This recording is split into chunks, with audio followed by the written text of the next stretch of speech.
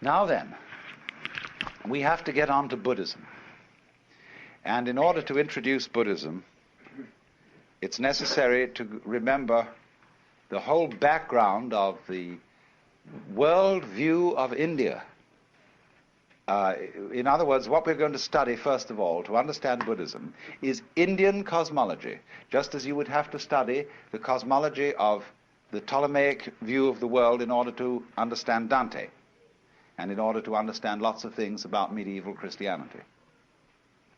So the cosmology of the Hindus, their view of the universe, has come right into Japanese life through Buddhism, but it antedates Buddhism.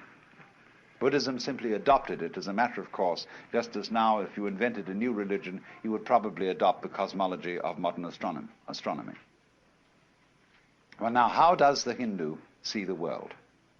You know, there are really three great views of the world that human beings have had. And they go, one is the Western view of the world, which looks upon the world as a construct, an artifact, by analogy with ceramics and carpentry. Then there is the Hindu view of the world, which is dramatic, looks on it as a play. And then the Chinese view, which is organic and looks upon the world as an organism, a body. But the Hindu view sees it as a drama.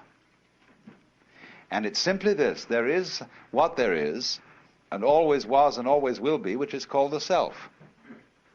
That in Sanskrit is Atman, A-T-M-A-N. And the Atman is also called Brahman. Brahman, from the root bri, to grow, to expand, to swell, is actually related to our word breath. So, Brahman, the self, according to the Hindu view, plays hide and seek with itself for always and always and always.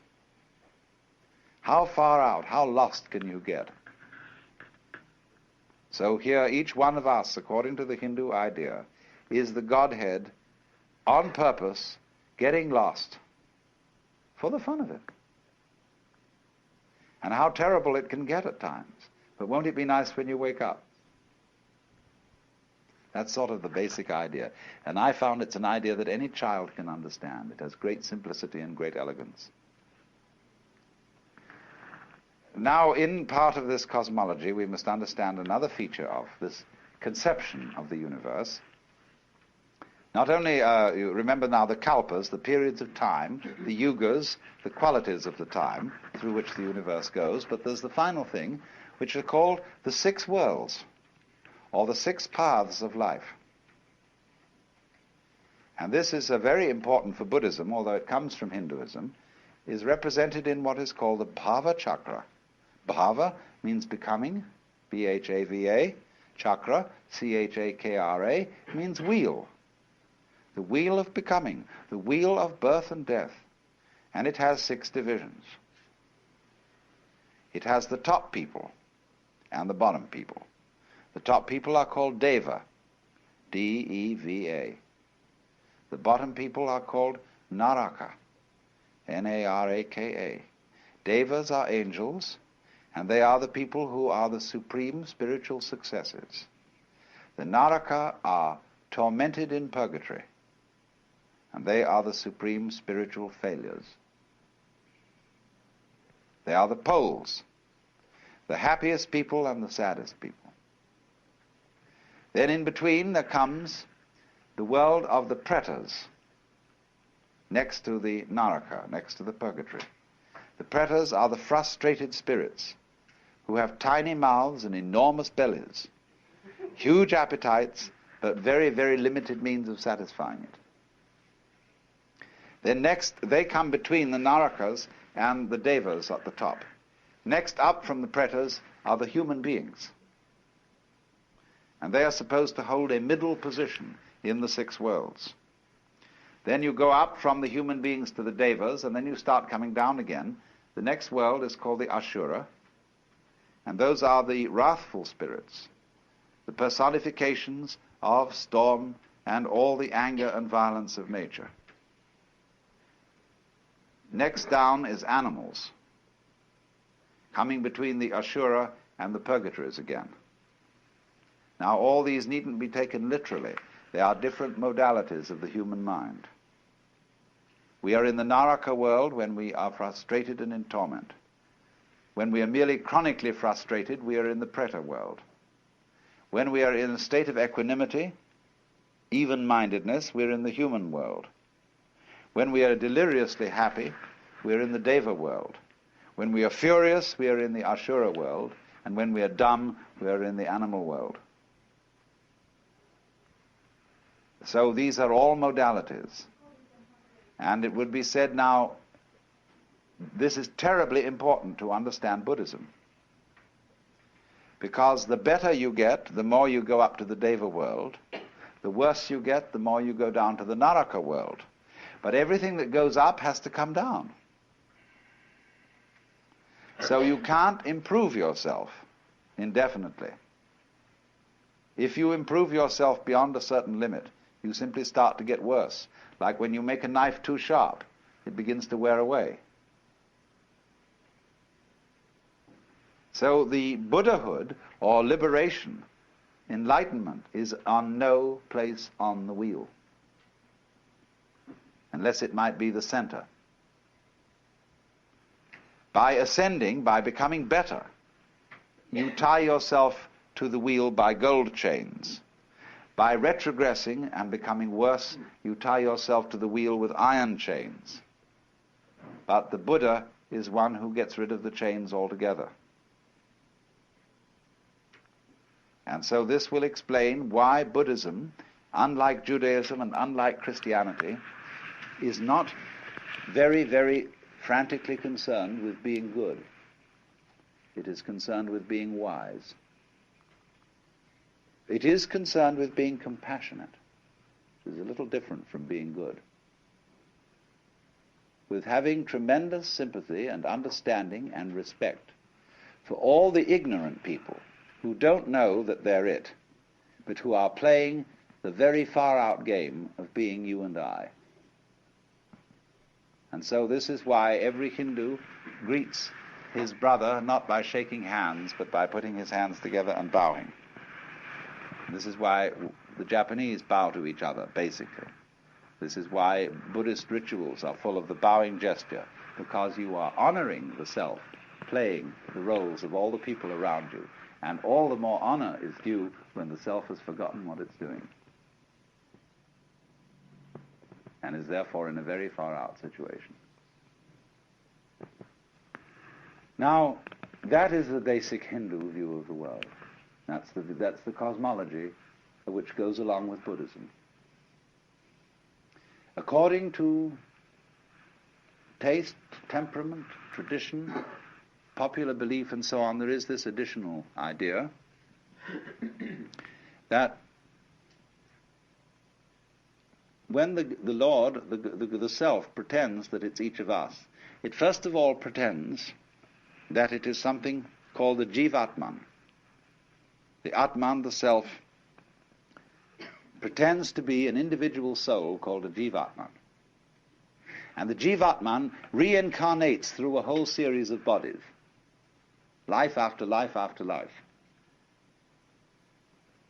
And according to what is called karma, karma literally means doing. The law of doing, whereby acts occur in a series, and they are linked with each other in an unbreakable chain. So everybody's karma is the life course that he will work out through maybe innumerable lifetimes. I'm not going into that because a lot of Buddhists don't believe that. You will find that the Zen people, for example, are quite divided on this. They will say, no, we don't believe literally in reincarnation.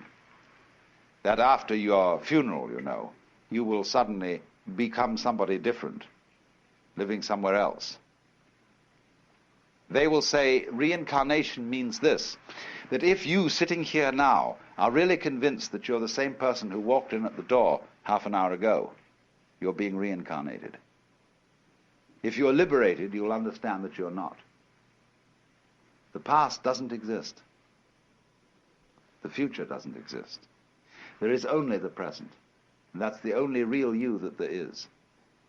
The Zen master Dogen put it in this way. He said, spring does not become the summer. First there is summer, and then there is spring. Each season stays in its own place. And so in the same way, the you of yesterday does not become the you of today. T.S. Eliot has the same idea in his poem, The Four Quartets, where he says, when you settle down in the train to read your newspaper and so on, you are not the same person who a little while ago left the platform. If you think you are linking your moments up in a chain. And this is what binds you to the wheel of birth and death. But when you know that every moment at which you are is the only moment, this comes into Zen. A master will say to somebody, get up and walk across the room. And he comes back and he says, where are your footprints? They've gone. So where are you? Who are you? When we are asked who we are, we usually give a kind of recitation of a history. Well, I'm so-and-so, I was given this name by my parents, I've been to such and such a college, I've done these things in my profession, and I produce a little biography. Buddha says, forget it. That's not you. That's some story. That's all gone, that's all past. I want to see the real you are now. Well, nobody knows who that is, you see. Because we don't know ourselves except through listening to our echoes and consulting our memories. But then there's a real you, and that again leads us back to this question. Who are you? That is the real you. We shall see how they play with this in Zen, by the koans, to get you to come out of your shell and find out who you really are. Well now, whereas in India, this worldview is tied up with a whole culture involving every circumstance of everyday life. Hinduism is not a religion in the same sense that, say, being an Episcopalian or even a Roman Catholic. Hinduism is not a religion, it is a culture.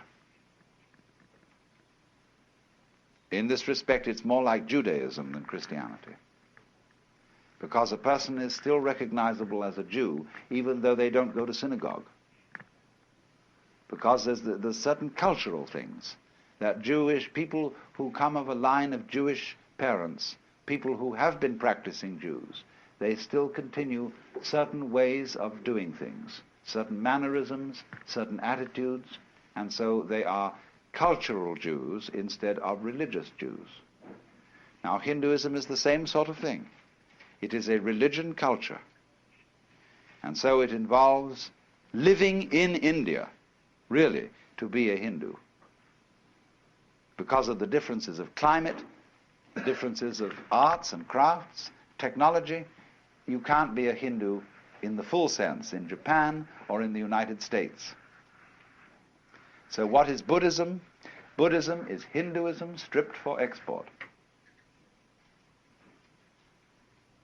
Now the Buddha was a reformer, you might say, in the highest sense of a reformer, someone who wants to go to the original form,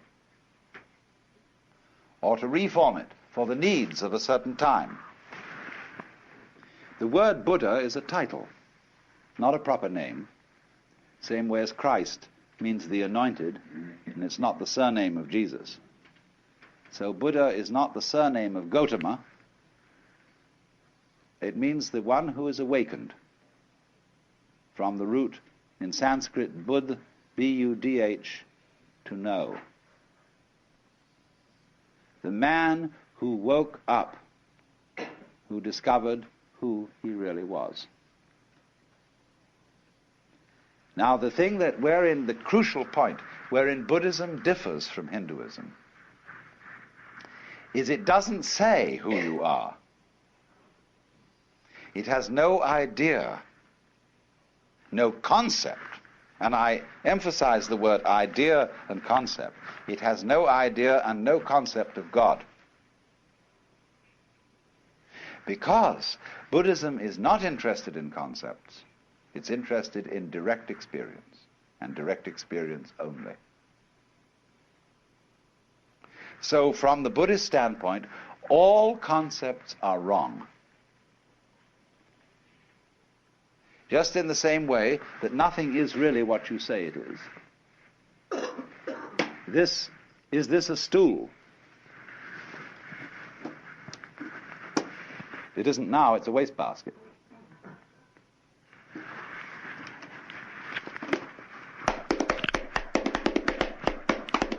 It's now a drum. What is this thing? See? It is what it does.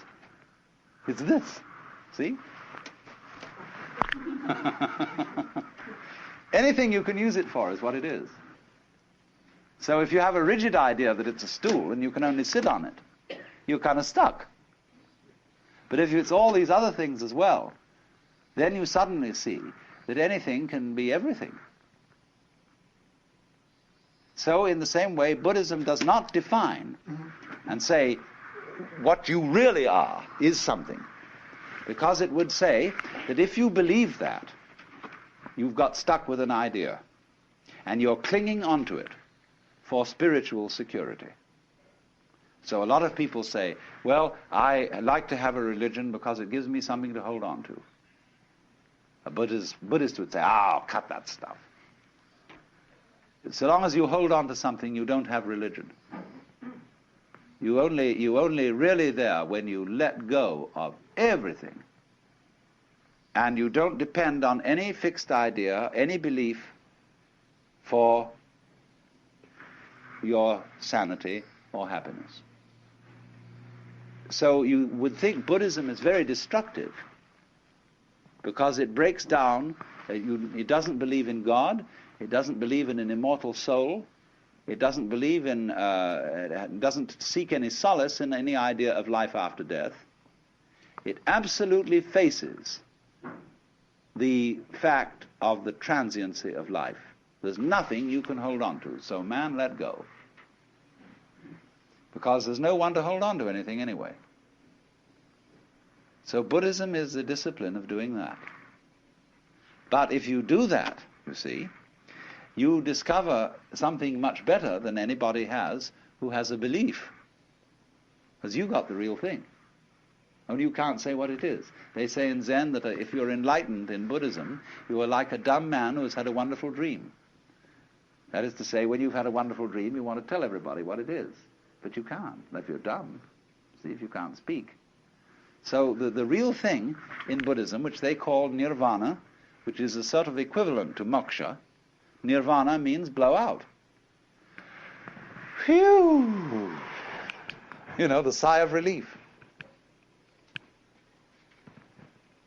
Because if you hold your breath, you lose it. If you hold on to yourself, you hold on to life, or breath is the spirit, you hold on to God, rock of ages cleft for me, let me cling on to you. It's all dead. Becomes just a rock, just an idol. But let go, breathe out, and you get your breath back. That's nirvana. So the Buddhist idea is, in doctrine, the highest negativism. They characterize the ultimate reality as shunya, which means emptiness.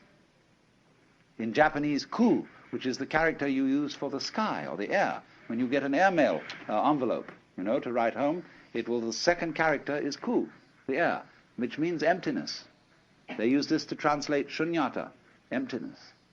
Fundamental nature of reality, the sky. But sky, you see, is not negative emptiness. The sky contains all of us. It's full of everything going on. But you can't put a nail in the sky and pin it down. So in the same way, Buddhism is saying, you don't need any gizmos to be in the know. You don't need a religion. You don't need any, even Buddha statues. You don't need any temples.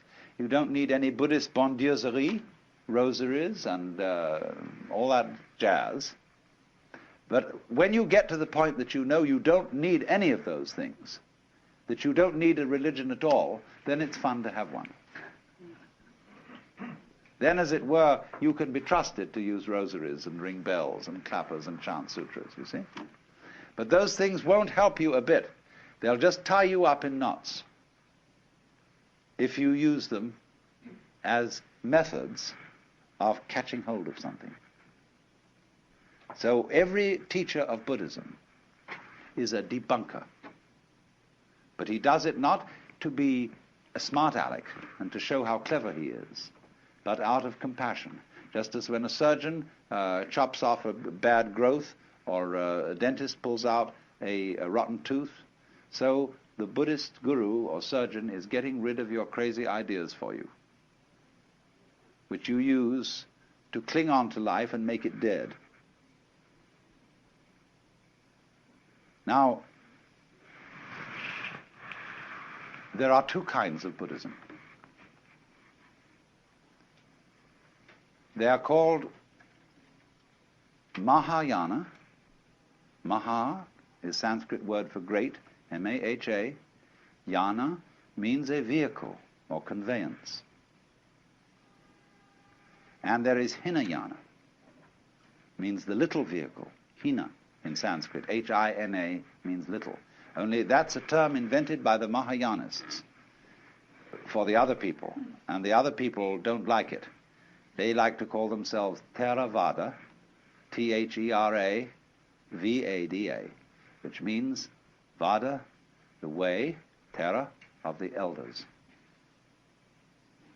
Now, Theravada Buddhism you will find in Ceylon, Burma, Thailand, Cambodia, and generally South Asia. Mahayana you find in, it originated in Nepal, northern India, and you find it in Tibet, China, Mongolia, Japan, and to some extent in Indonesia. The Mahayana is what we are finding here. All the sects of Japanese Buddhism are Mahayana. Now, what's the great difference between these two schools? The Theravada is very strict. It's a way for monks, essentially, rather than laymen. And it is, you see, there are many ways of living Buddhism. It'll take me some time to show you this. The Theravada Buddhists are trying to live without desires, to have no need for wives or girls or husbands or boyfriends, not to kill anything at all, to live the strictest vegetarian way, and to strain your water so that you even don't eat any insects, little insects with it.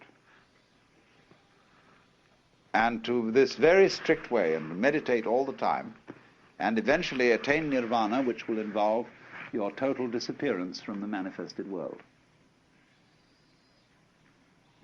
Mahayana feeling is that that is a dualistic point of view.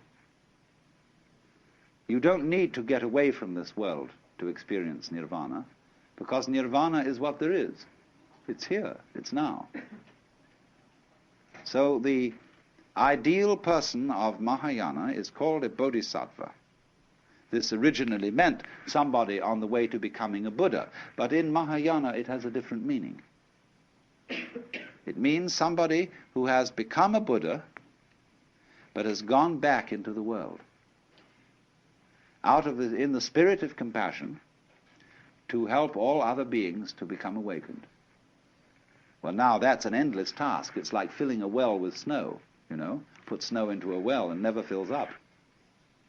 So when at the Zen monastery, they've said their homage to the Buddha, the Dharma, let's say the Buddha's doctrine or method, and the Sangha, the order of followers of the Buddha, then they take 5 vows. And one of them is, however innumerable sentient beings are, I vow to liberate them all. Well, so you see there's no end to that. Never comes a time when all sentient beings are liberated. But actually, from the standpoint of one who is a Buddha, he sees everybody as liberated. In other words, if I were to be a Buddha, I wouldn't say, now look everybody, I'm a Buddha, and I'm more experienced than you, and I know more than you, and you owe me respect on that account.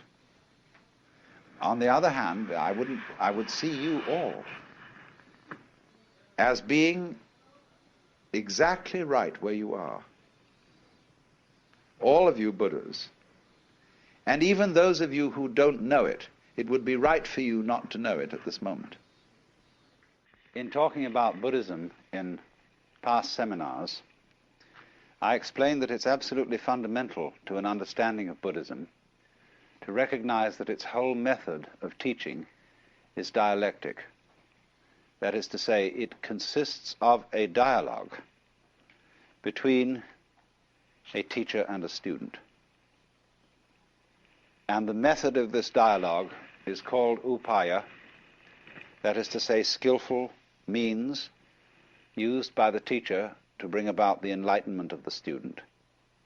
The word upaya meaning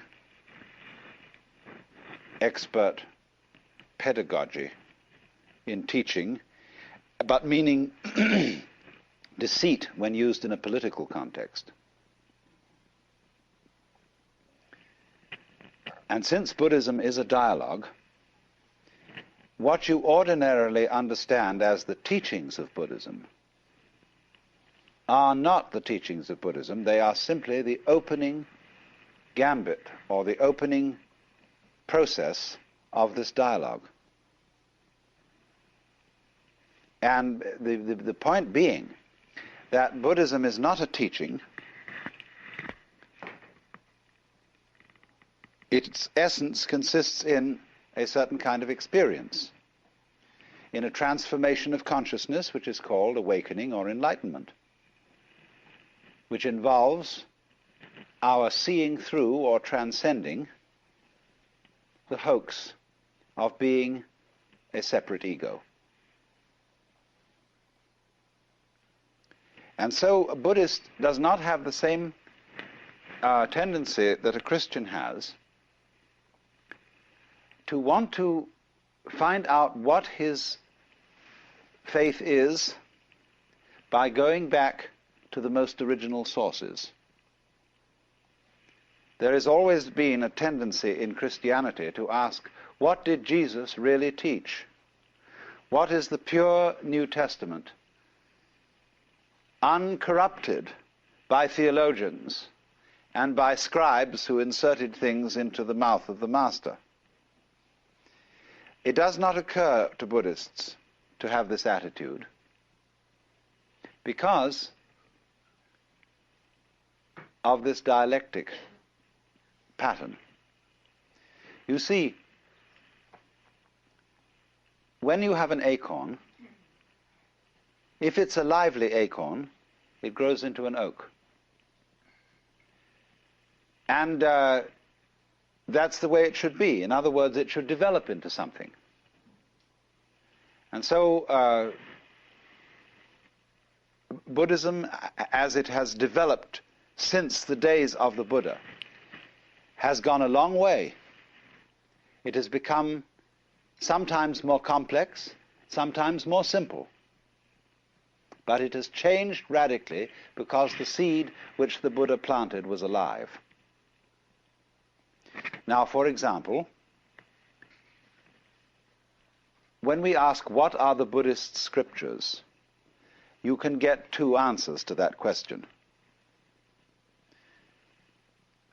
In the Southern School, there is a set of scriptures which are written in the Pali language, divided into 3 sections, called the Tipitaka, which means the 3 baskets. Because these palm leaf manuscripts on which the sutras were eventually written down were, of course, carried around in baskets. And 3 baskets of these palm leaf manuscript volumes comprise the Buddhist scriptures. But you must remember that in the evolution of these scriptures, that the Buddha wrote nothing, nor did his immediate disciples. That's a very important thing to remember, that all Indian scriptures were for many centuries handed down orally. And so we have no clear guide as to their dates. Because when you hand down an oral tradition, you are not always likely to preserve certain historical landmarks. Supposing we're talking about a certain king, and the name of this king will mark a historical point. But in an oral tradition, the name of the king is likely to be changed every time the story is told to correspond to the king then reigning. So, in other words, things that do change, that have a historical rhythm, like a succession of kings, they will be changed in handing down the oral tradition. But things that do not change, that is to say, the essential principle of the doctrine, they won't be altered at all. So you must remember that the Buddhist scriptures were for some hundreds of years handed down orally before they were ever committed to writing. And that accounts for their monotonous form. That is why everything is numbered, why there are 4 noble truths, 8 steps of the Eightfold Path, 10 fetters, 5 skandhas, 4 Brahma Viharas or meditation states, and so on and so on. Everything is put in numerical lists so as to be memorized easily. And so there are formulae which are constantly repeated, and this is supposed to aid the memory. Now then, it is obvious that those scriptures of the Pali Canon, when you really sit down and read them, you know that what has happened here is that partly they have a certain monotony due to mnemonic aids, but also that in the course of time before they were written down, many monks spent wet afternoons adding to them, and adding things in such a style that no inspired person could ever have said them. And they made commentaries upon commentaries upon commentaries, and lots of them had no sense of humor. I always love the passage where the Buddha is giving instructions on the art of meditation, and he's describing a number of things on which one could concentrate. And there's a commentator making little notes on this. And so when he's made his list of things on which you could concentrate, like a square drawn on the ground, or the tip of your nose, or a leaf, or a stone, or anything, and then he says, or on anything. And the commentator puts footnote, but not any wicked thing.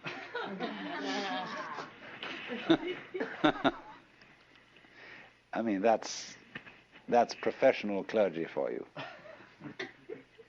the world over. So this sort of thing has obviously happened. But you must remember that this is not, this accumulation, this attribution of one's own writings to the Buddha is not done in a dishonest way. It would be dishonest today with our standards of literary historicity and correctness. It would be very wrong of me to forge a document and pretend that it was written by some very venerable person, say by Dr. Suzuki or by Goethe. But centuries ago, both in the West and in the East, it was considered quite immoral to publish any book of wisdom under your own name, because you personally were not entitled to the possession of this knowledge. And that is why you always put on any book of wisdom the name of the real author, that is to say, the person who inspired you. So in this way, it is highly doubtful if the book of the wisdom of Solomon, at least it's not only doubtful, but it's perfectly certain that Solomon never wrote it, but that it was attributed to Solomon because Solomon was an archetype of the wise man. So in the same way, when for centuries various Buddhist monks and scholars wrote all kinds of sutras, scriptures, and ascribed them to the Buddha, they were being properly modest. They were saying, these doctrines are not my doctrines. They are the doctrines that proceed from the Buddha in me, and therefore they should be ascribed to Buddha. And so over and above the Pali canon, there is an enormous corpus of scriptures written originally in Sanskrit and subsequently translated into Chinese and Tibetan. We have very inadequate manuscripts of the original Sanskrit, but we have very complete Chinese and Tibetan translations. And so it is primarily from Chinese and Tibetan sources that we have the Mahayana canon of the scriptures over and above the Theravada canon, which is written in the Pali language. Pali is a softened form of Sanskrit, whereas in Sanskrit one says nirvana, in Pali one says nibbana. Sanskrit says karma, Pali says kamma. Sanskrit says dharma, Pali says dhamma. It's very, very similar language, but it's softer in its speech, articulation. Now, it's in general feeling among scholars of the West that the Pali scriptures are closer to the authentic teachings of the Buddha than the Sanskrit ones. And so, with our Christian background and approach to scriptures in general, the West has built up a very strong, you might say, prejudice in favor of the authenticity of the Theravada tradition as against the Mahayana tradition. Whereas the Mahayanists put it this way. They say that they have a hierarchy of scriptures. One for very simple-minded people. The next, they have about 4 grades, going progressively to the scriptures for the most intelligent people. And they say that the Buddha preached that to his intimate disciples first. And then slowly, as he reached out from the most intimate group to others, he came down to what is now the Pali Canon, as the scriptures for the biggest dunderheads. But that the ones that he preached first were not revealed until long, long after his death. So they have no difficulty in making a consistent story about the fact that the scriptures in Sanskrit represent a level of the historical evolution of Buddhist ideas that, from our point of view, could not possibly have been attained in the Buddha's lifetime. But you see, they say, though the latest revealed was actually the first taught to the in-group. Well, you've got to make allowances for these differences in points of view and not entirely project Western standards of historical and documentary criticism onto Buddhist scriptures. Because, as I said, it is in the essence of Buddhism to be a developing process, because it is a dialogue. So then, you can see the initial steps of the dialogue in our earliest or presumed earliest records of Buddhism, in the Four Noble Truths, where you have it put out that the problem which Buddhism faces is suffering. This word dukkha, which we translate suffering, is the opposite of sukha. Sukha means what is sweet and delightful. Dukkha means the opposite, what is bitter and frustrating. And Mahayanists will explain that the Buddha always taught by a dialectical method. That is to say, when people were trying to make the goal of life the pursuit of sukha, that is to say, the pursuit of happiness, he counteracted this wrong view by teaching that life is essentially miserable. When people thought, for example, that there is a permanent and eternal self in each one of us, and clung to that self, the Buddha, in order to counteract this one-sided view, taught the other extreme doctrine that there is no fixed self in us, no ego. But a Mahayanist would always say, the truth is the middle way. Neither sukha nor dukkha, neither atman nor anatman, self nor non-self. The whole point is like this. Once when R.H. Blythe was asked by some students, do you believe in God? He answered, if you do, I don't. If you don't, I do. And so in much the same way, all Buddhist pedagogics, teaching, is specifically addressed not to people in general, but to the individual who brings a problem. And wherever he seems to be overemphasizing things in one way, the teacher overemphasizes in the opposite way, so as to arrive at the middle way. So then, with this emphasis on life is suffering, it's simply saying,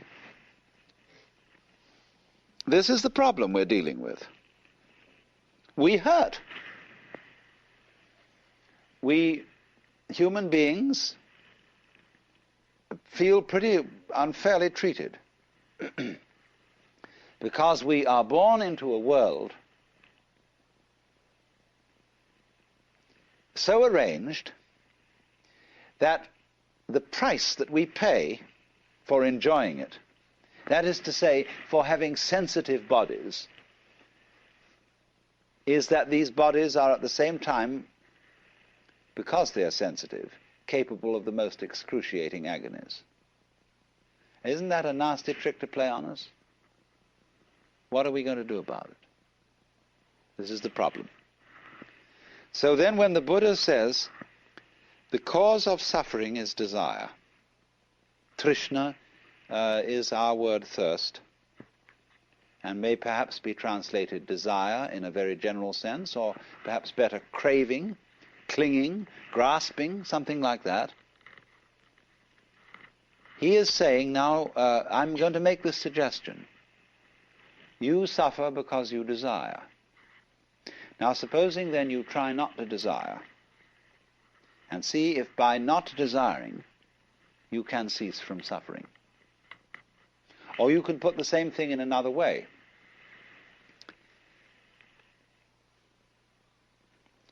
You can say to a person, it's all in your mind. There is nothing either good or ill, but thinking makes it so. And therefore, if you can control your mind, you've nothing else that you need control. For example, you don't need to control the rain if you can control your mind. If you get wet, it's only your mind that makes you think it's uncomfortable to be wet. A person who's got good mental discipline can be perfectly happy wandering around in the rain. You don't need a fire if you've got good mind control. Because if you've got ordinary bad mind control, when it gets cold, you start shivering. That's because you're putting up a resistance to the cold. You're fighting it. But don't fight it. Relax to the cold. And in other words, this is a matter of mental attitude, and then you'll be fine. Always control your mind. This is another way of approaching it, do you see? Now then, as soon as the student begins to experiment with these things, he finds out that it's not so easy as it sounds. Not only is it very difficult not to desire, not only is it very difficult to control your mind, but there's something phony about the whole business. And this is what you're intended to discover. That, namely, when you try to eliminate desire in order to escape from suffering, you desire to escape from suffering. You are desiring not to desire. In other words, I'm not merely playing with logic. I'm saying that a person who is escaping from reality will always feel the terror of it. It'll be like the hound of heaven that pursues him. And he's escaping in a way even when he's trying not to escape. And it was this point, you see, that this method of teaching was supposed to educate from you, to draw out from you. Not by saying to anybody all this in the first place, but by making the experiment not to desire, or the experiment to control your mind thoroughly. This is the first step. To understand this, you must go through that, or some equivalent of it, so as to come to the point where you see you are involved in a vicious circle. That in trying to control your mind, the motivation, the reason for which you are doing it, is still clinging and grasping. There is still self-protection. There is still lack of trust and love. So, when this is understood, the student returns to the teacher and says, look, this is my difficulty. I cannot eliminate desire because that itself, my effort to do so, is itself desire.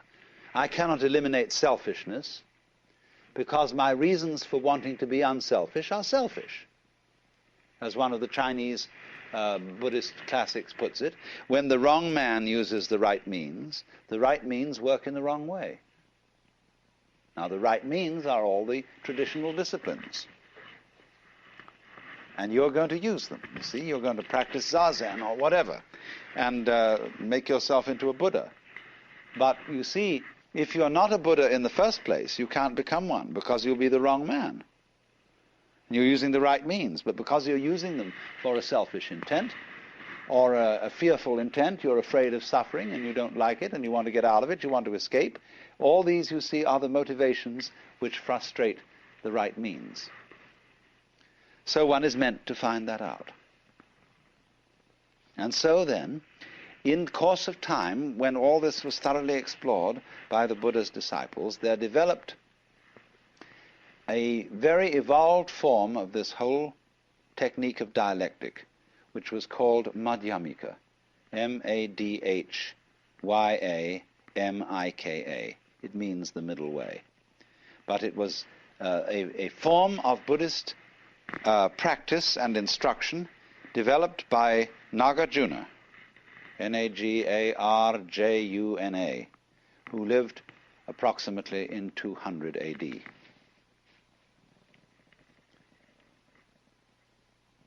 Nagarjuna's method is simply an extension and drawing to logical conclusions of the method of dialogue that already existed, except that Nagarjuna took it to an extreme. And his method is simply this: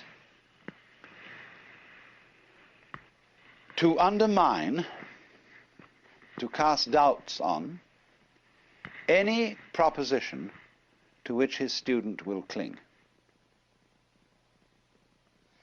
to destroy all intellectual formulations and all concepts of the nature of reality or the nature of the self whatsoever. Now, you might think that that was simply a parlor game, a little intellectual exercise, but if you engaged in it, you would find it was absolutely terrifying. And you would feel yourself brought very close to the verge of madness. Because a skillful teacher in this method reduces you to a shuddering state of total insecurity. I have watched this being done among people you would consider perfectly ordinary, normal Westerners who thought they were getting involved in just a nice abstract intellectual discussion. But then finally the teacher, as the process goes on, discovers in the course of the discussion what are the fundamental premises to which every one of his students is clinging. What is the foundation of sanity? What do you base your life on?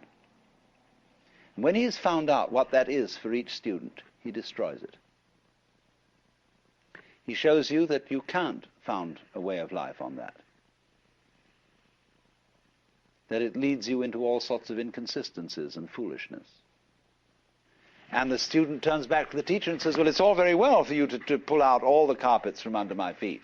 What would you propose instead? And the teacher says, I don't propose anything. He's no fool. He doesn't put up something to be knocked down.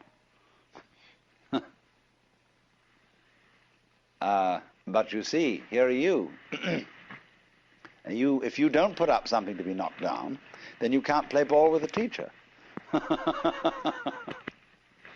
And you may say, well, I don't need to. Then on the other hand, there's something nagging you inside telling you you do. And so you go and play ball with him, and he keeps knocking it down. Whatever you propose, whatever you cling to.